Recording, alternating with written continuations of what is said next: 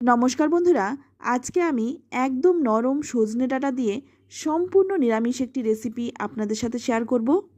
তবে গ্যারান্টি দিয়ে বলতে পারি এই পদ্ধতিতে রান্নাটা করলে দারুণ সুস্বাদু হবে। সিজন চেঞ্জের এই সময় এই রান্নাটি খেতে যতটা না সুস্বাদু লাগে, খাওয়া কিন্তু ঠিক ততটাই উপকারী। আশা করি আপনাদেরও খুব ভালো লাগবে। তো রান্নাটা করার জন্য প্রথমেই এখানে আমি বেশ কিছুটা নরম কচি সজনে ডাঁটা নিয়েছি। এবার এই ডাঁটাগুলো আমি কেটে নিচ্ছি।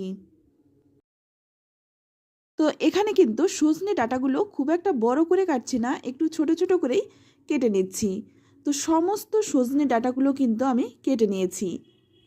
এবার আমি একটা পাত্রের মধ্যে কিছুটা জল নিয়েছি, সেই জলের মধ্যে তুলে নিচ্ছি। অনেক সময় দেখা যায় সজনে ডাঁটাগুলো একটু শুকনো হয়ে যায়। যদি আপনারা ফ্রিজে অনেক দিন রেখে দেন তাহলেও কিন্তু সজনে ডাঁটাগুলো একটু শুকনো হয়ে যায়। সেক্ষেত্রে এইভাবে যদি কেটে 10 থেকে 15 মিনিট যদি জলের মধ্যে এভাবে ভিজিয়ে রাখেন, সেক্ষেত্রে দেখা যাবে সজনে ডাঁটাগুলো আবারও কিন্তু টাটকা হয়ে গেছে। এবার দেখুন এখানে আমি একটা বড় সাইজের আলুকে একটু লম্বা লম্বা করে কেটে নিয়েছি। আলু কেটে আবার আমি জলের মধ্যে নিয়ে নিচ্ছি, নইলে কিন্তু আলুগুলো কালো হয়ে যাবে। এবার এই সমস্ত আলুগুলো আমি খুব ভালো করে পরিষ্কার জল দিয়ে ধুয়ে নেব। তো এইদিকে দেখুন আলু, সজনে ডাঁটা আর সঙ্গে কিন্তু আমি একটা টমেটোও নিয়েছি।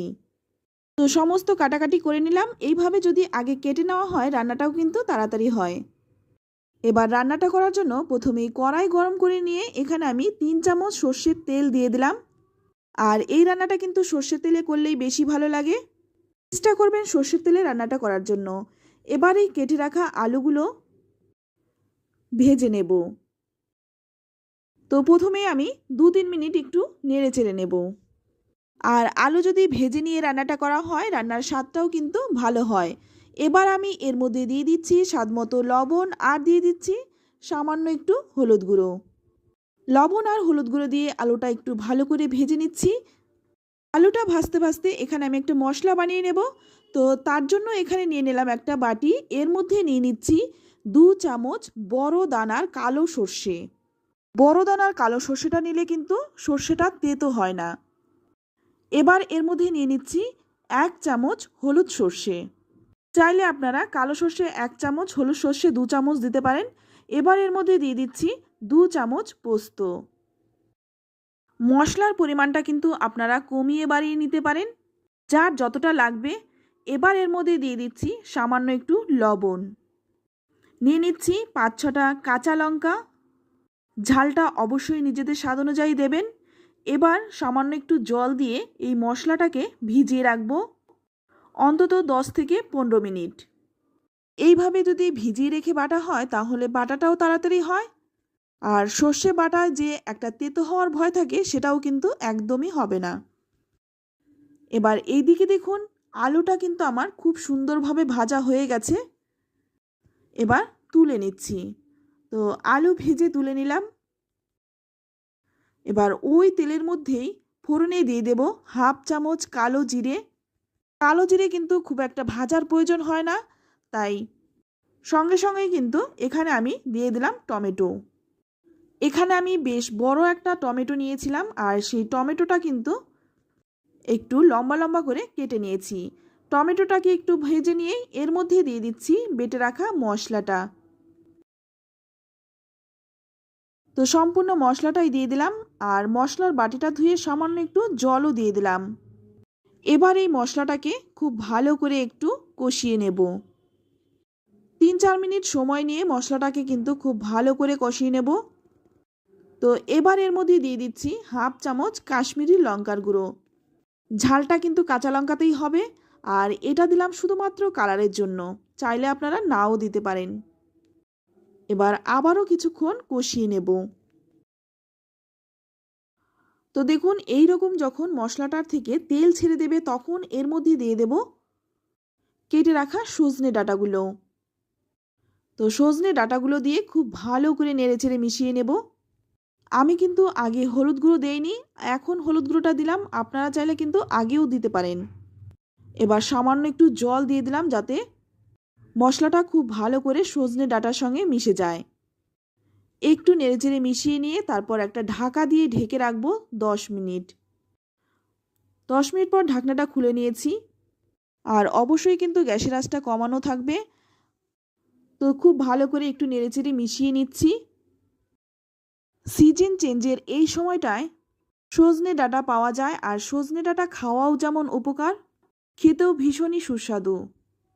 এবার এর মধ্যে দিয়ে দিলাম স্বাদ মতো লবণ। লবণটা দিয়ে খুব ভালো করে নেড়েচেড়ে মিশিয়ে নিচ্ছি। তারপর গ্যাসের আঁচটা আবারও কমিয়ে দিয়ে ঢাকা দিয়ে রাখবো 5 মিনিট। 5 মিনিট পর ঢাকনাটা খুলে নিচ্ছি। তো এখন কিন্তু সজনে ডাঁটাগুলো খুব ভালো করে নরম হয়ে গেছে। এবার এর মধ্যে দিয়ে দেব পরিমাণ মতো জল। এই রান্নাটা খুব একটা ঝোল হবে না, একটু মাখো মাখো হবে। তবে আপনারা যদি একটু ঝোল খেতে পছন্দ করেন সেক্ষেত্রে জলটা একটু বাড়িয়ে দেবেন। তো ভালো করে নেড়েচেড়ে মিশিয়ে নিয়ে ঝোলটা যখন একদম ফুটে উঠবে তখন এর মধ্যে দিয়ে দেব ভেজে রাখা আলুটা। কারণ আলুটা কিন্তু আগেই ভালো করে ভেজে নিয়েছিলাম, তাই আলু সেদ্ধ না হওয়ার কোনোই চান্স নেই। আলু কিন্তু খুব ভালো করে সেদ্ধ হয়ে যাবে। এবার এর মধ্যে দিয়ে দিচ্ছি স্বাদ মতো চিনি, কারণ নিরামিষ রান্নায় একটু চিনি দিলে স্বাদটা ব্যালেন্স হয়। এবার ভালো করে একটু হালকা হাতে নেড়ে নেব। নেড়েচেড়ে মিশিয়ে নিয়ে তারপর একটা ঢাকা দিয়ে আবারও 2 মিনিট রেখে দেব। তো 2 মিনিট পর ঢাকনাটা খুলে নিলাম। এবার ভালো করে নেড়েচেড়ে একটু মিশিয়ে নেব। তো এটা কিন্তু গরম গরম ভাতের সাথে খেতে অসাধারণ লাগে। এবার এর মধ্যে দিয়ে দিচ্ছি কয়েকটা চেরা কাঁচা লঙ্কা। নামানোর আগে কাঁচা লঙ্কাটা দিলে কাঁচা লঙ্কার গন্ধটা কিন্তু এর মধ্যে পাওয়া যায় আর খেতেও ভালো লাগে। আর দিয়ে দিচ্ছি 1 চামচ কাঁচা সর্ষের তেল। কাঁচা সর্ষের তেলটা দেওয়ার কারণে কিন্তু রান্নার স্বাদটা আরও বেড়ে যায়। এবার ভালো করে একটু হালকা হাতে নেড়েচেড়ে মিশিয়ে নেব। তো এই রান্নাটা কিন্তু সম্পূর্ণ নিরামিষ একটি রান্না। রান্নাটা নিরামিষ হলেও খেতে কিন্তু দুর্দান্ত হয়। এবার গ্যাসের আঁচটা বন্ধ করে 10 মিনিট স্ট্যান্ডিং টাইম রেখে দেব। 10 মিনিট পর দেখুন ঢাকনাটা খুলে নিয়েছি আর রান্নাটা কিন্তু একদমই রেডি। তো বন্ধুরা, রেসিপিটি কেমন লাগলো অবশ্যই কমেন্টে জানাবেন। ভালো লাগলে লাইক শেয়ার করতে একদম ভুলবেন না।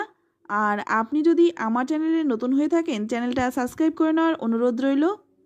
আর একবার রিকোয়েস্ট করব কচি সজনে ডাঁটা দিয়ে এই রেসিপিটি করার জন্য।